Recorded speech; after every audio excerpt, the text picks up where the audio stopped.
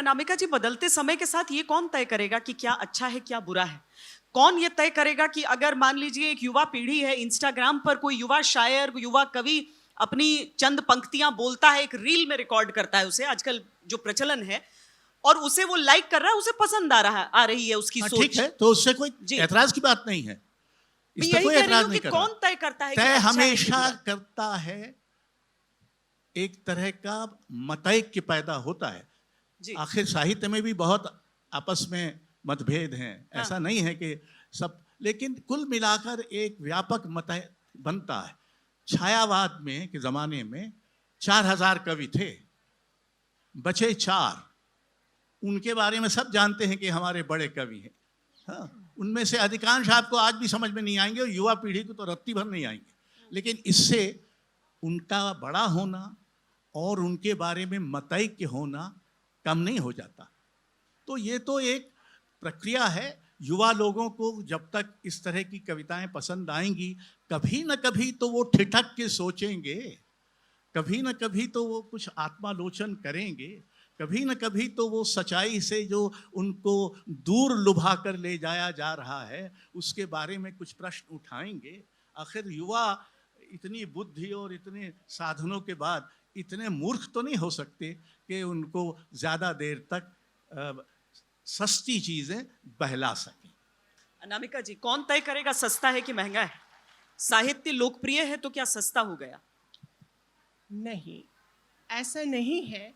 मैं चूंकि युवकों के बीच विश्वविद्यालय में रहती हुई बहुत समय मेरा जाता है, तो मैं जानती हूँ कि 3-4 स्थितियाँ हैं जीवन की जिसमें गंभीर कविता की ओर जाते हैं कवि। जब उनका प्रेम होता है या प्रेम टूटता है, जब कोई बिछोह होता है, एक 10 बाई 10 के कमरे में बैठे हुए उन्हें चिट्ठी मिलती है या फ़ोन मिलता है कि कोई गुज़र गया घर में, माँ चाहे नानी चाहे दादी, और उसकी उनकी स्मृतियाँ जगती हैं, तो भी वो जो सोशल मीडिया पर कविताएं हैं, कविता कोश जितने हैं, वो ज़ोर ज़ोर से पढ़ते हैं अपने टैबलेट स्पेसेस में, और कविता उनका सहारा बनती है। तीसरी स्थिति, जब उनकी नौकरी छूटती है। हम एक ऐसे समय में रह रहे हैं जब नौकरियां भी और संबंध भी बहुत जल्दी जल्दी मतलब क्षणभंगुर हो रहे हैं जैसे। तो ऐसे समय में कविता सहारा बनती है युवकों का। और अब जो बहुत सारा अनुवाद से विश्व साहित्य सामने आ रहा है, और उसका बहुत, जैसे रिल्के की कविताएं अगर हम चाहें, चाहे जिसमें जिसको भी जहाँ नोबेल प्राइज़ मिला या जो चर्चित है, अनुवाद में लड़के उसका अनुवाद करते हुए भी काव्य की बहुत सारी ऐसी तकनीकें सीखते हैं जिसमें अच्छी कविता की धड़कन होती है। अभ्यास युवावस्था में हर युग में एक उछाह में, स्फुरण में कविता लेखन शुरू होता है, लेकिन अभी बहुत यत्नपूर्वक कविता की तकनीकें, वो तकनीकें अपने अनुभव, रेडीमेड तो कभी अनुभव नहीं होते, कविता अपने अनुभवों से ही लिखी जाती है, लेकिन तकनीकें जो हैं वो कुछ सिद्ध हैं, शास्त्र सम्मत भी और डिफैमिलियराइजेशन आदि तकनीकें भी। तो वो चूंकि इंटरनेट के आने पे अब सर्वसुलभ हैं, हम तो उन तक जाते हैं कवि, युवा कवियों का बहुत सारा मेरे पास ऐसा नेटवर्क है जो कि मुझे 2-2 बजे 3-3 बजे तक व्हाट्सएप पर कविताएं लोगों को भेजी जाती हैं। जैसे चिड़िया वीर गाथा काल में विरहणियाँ अपने पक्षियों का, पुरुलिया पक्षी का चूं चूं चूं सुन के समझती थी कि अब मेरे प्रियतम लौटने वाले हैं, रास्ता खुलने वाला है। 2:30 बजे 3 बजे अच्छी कविताएं भी पोस्ट होती हैं। तो वो कौन सी बेचैनी है जो एक कबीर की तरह से जागे और रोए की स्थिति में युवकों को रखती है? वो तो है कि समय न्याय करता है, लेकिन कविता को गंभीरता से लेने का एक चलन हो गया है। और वे इस सिनेमा के भी गाने हैं, उनमें कुछ कविताई और कुछ सूफियाना भाव उभरा है, इससे कोई इनकार नहीं कर सकता। चिन्मयी त्रिपाठी आदि कई ऐसे गाने, नए गायक हैं जो कविता उठाकर गा रहे हैं और मंचों से आपके भीतर भी एक कवि सोया है।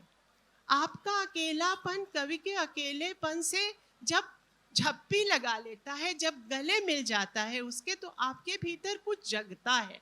वो जागरण जो जैसे कह रहे हैं कि डाक सुने कोई ना आसे तो नहीं भी आता है तो एकला चलो रे, लेकिन वो एकला चलो रे में अलोननेस, ऑल अलोन वाला भाव होता है। वो सर्व समावेशी एकांत होता है, ऐसा सन्नाटा होता है जिसमें पढ़ी हुई कविताओं की भी गूंजें होती हैं। अपने समय की कविता सबसे ज़्यादा अंतःपाठीय हुई है, इसलिए कि उसने भक्ति कविता भी पढ़ी है, उसने रीति कविता भी पढ़ी है, और अपने समकालीनों को वो लगातार यूट्यूब के वीडियो सुनता रहता है। अभी ही नहीं, फिलिस्तीनी कवियों की भी मैंने वीडियो यूट्यूब पर देखी है।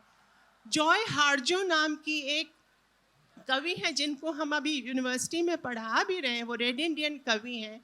उनकी भी कविताएं इतनी युवकों में वो जो थोड़े संवेदनशील हैं और जानते हैं कि जीवन में अभी कविता की ज़रूरत है। तुमुल कोलाहल कलह में मैं हृदय की बात रे मन, चूँकि तुमुल कोलाहल कलह है तो हृदय की बात की संभावना ज़्यादा होती है।